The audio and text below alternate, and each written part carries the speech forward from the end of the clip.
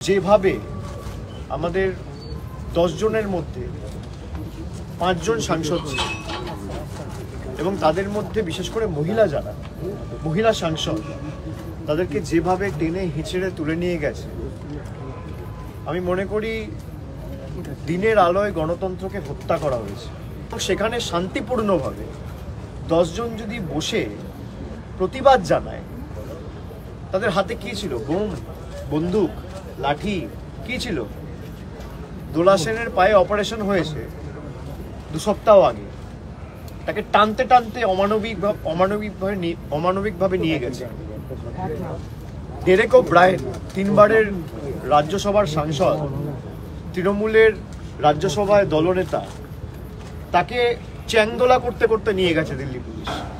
কোথা থেকে? ইলেকশন কমিশনের অফিসের বাইরে থেকে। কেন? যেভাবে টেনে হিচড়ে আমাদের সাংসদদের তুলে নিয়ে গিয়ে প্রথমে বলল মন্দির মার্গের পুলিশ থানায় নিয়ে যাব, তারপর হঠাৎ করে রুট চেঞ্জ করে অন্যদিকে নিয়ে যাওয়া শুরু করলো।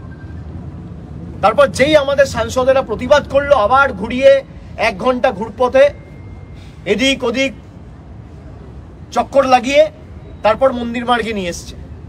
এখনো তারা সেখানেই রয়েছে, তারা ধর্নায় বসে রয়েছে। তাই এগুলো করে বাজার গরম করা, প্রাসঙ্গিক থাকা। আপনারা যে প্রশ্ন করেছেন, এই সুযোগটা পেতেন না দিল্লিতে ড্রামা না করলে। দিল্লি পুলিশ আজকে প্রিজন ভ্যানে হিঁচড়ে তুলে নিয়ে গেছে, এদের ভালো করে পালিশ করা উচিত।